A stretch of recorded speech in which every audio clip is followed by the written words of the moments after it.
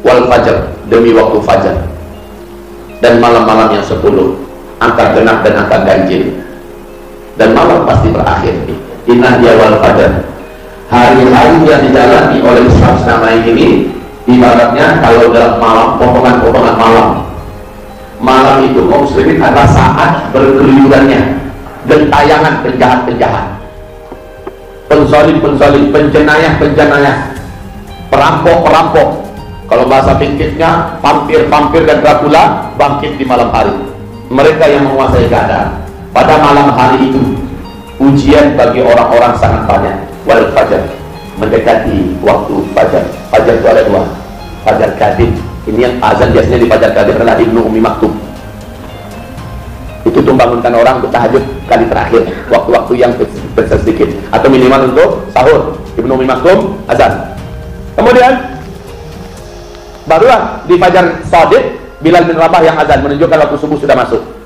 Jadi kalau fajar kadib, alhamdulillah, hakul yakin hamba Allah berbicara ini berkata sudah terjadi, yaitu sejak 1979, sejak itu sudah fajar kadib. Fajar kadib sudah berlalu. Fajar shadiq insyaallah taala sudah mutlak kebenarannya. Setelah Allah menyebutkan wal fajar, siapa yang berani bangkit di waktu fajar? Siapa yang berani bangkit di waktu fajar? Pasti cuma orang beriman pilihan, betul tidak? Orang munafik mendekati fajar baru mulai ngantuk dia. Tadi begadang, baru mulai ngantuk, mulai teler dia. Kemudian mendekati subuh tidur orang munafik. Kalau orang beriman malah pada waktu itu dia bangkit. Setelah Allah menyebutkan itu, kemudian Allah menghadapkan dengan kaum Ad, Allah menghadapkan dengan kaum Samud, Allah hadapkan dengan Fir'aun. Kaum Ad ini waya raya, kaum Samud kokoh-kokoh, teknologinya hebat. Fir'aun memiliki bala tentara yang tak terkalahkan. Tipe yang tiga ini dihadapi, kekayaan, teknologi yang hebat, dan kekuasaan yang tidak terkalahkan. Orang beriman yang bangun di tengah malam atau di penghujung malam terakhir harus berhadapan di akhir zaman dengan tipe-tipe Ad, tipe Samud, dan tipe Fir'aun di akhir zaman. Lalu ada nyelip di sini.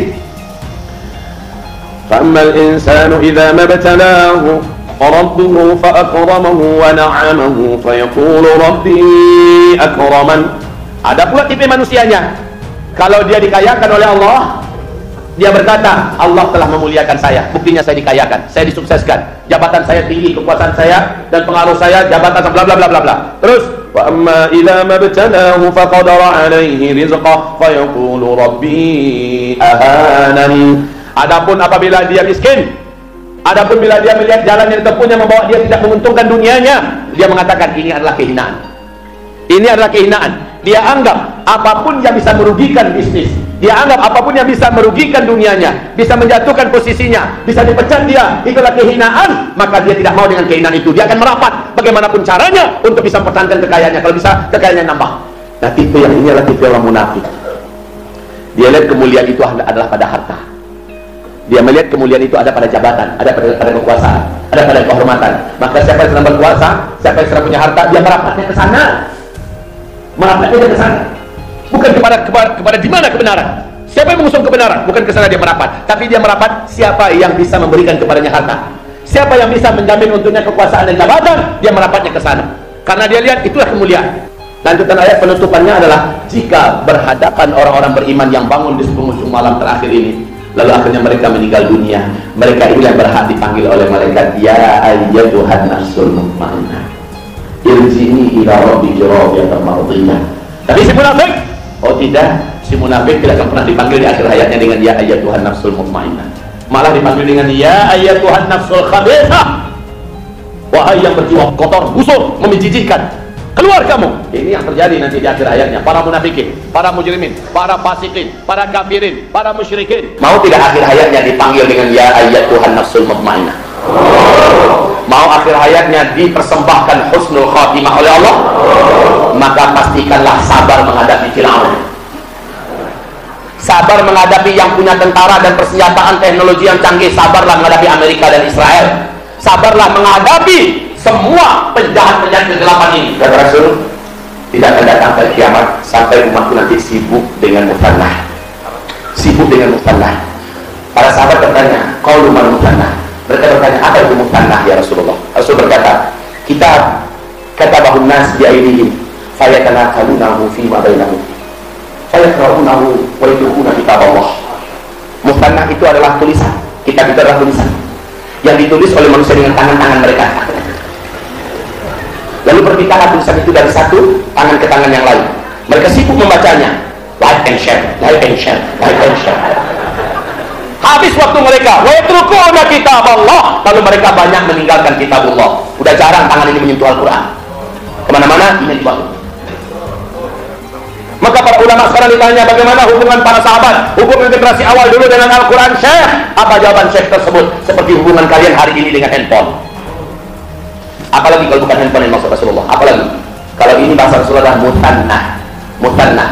Harusnya ini mutannah itu kan dari isnin. Harusnya ini yang kedua Pak, tapi ini malah menjadi yang pertama. Lalu Al-Quran tadi yang kedua itu berapa? Ya Allah ya Rabbana. Baik, ibarat Allah yang kami muliakan, setelah mendengarkan alur ini, maka sekarang ujian kita, kalau menurut versi surah Al-Fajr tadi, ujian kita melalui penguasa yang sedang memimpin. Kalau untuk tingkat dunia, Amerika, Israel, PBB. Betul? Amerika, Israel, PBB ini baik-baik atau jahat? Sepakat? Sepakat. Kok berapa orang saja mau sepakat? Sepakat Amerika, PBB, Israel jahat apa tidak? Masya Allah, begitu yang mau saya dengar. Dan itu benar. Itulah dia Ad-nya sekarang, itulah dia Thamud-nya sekarang, itulah dia Fir'aun-nya sekarang. Dan untuk setiap lokal dari setiap negara ada Ad-nya, ada Thamud-nya, ada Fir'aun-nya juga. Dan orang beriman di akhir zaman menghadapi itu semua. Sabarlah. Di penghujung malam itu bangkitlah seberapa pun bangkit. Bangkitlah bersama para ulama yang istiqomah, bukan ulama penjilat, bukan ulama yang mengejar kekuasaan, bukan ulama yang loncat pagar gara-gara fulus. Bangkitlah bersama para ulama yang tabah, tegar dan sabar walaupun harus berhadapan dengan jeruji besi. Bangkitlah bersama mereka. Ini akhir zaman, pahalanya besar Pak. Pahala yang tahajud penghujung malam itu dahsyat. Ya Allah, ini munafik di akhir zaman makin terang-terangan menampakkan diri. Ba'udinahum bi'aradin minad dunya, hanya demi dan karena dunia mereka telantarkan agamanya. Jadi kenyataan sekarang. Nah ibarat Allah, ini penyampaian saya selesai sudah.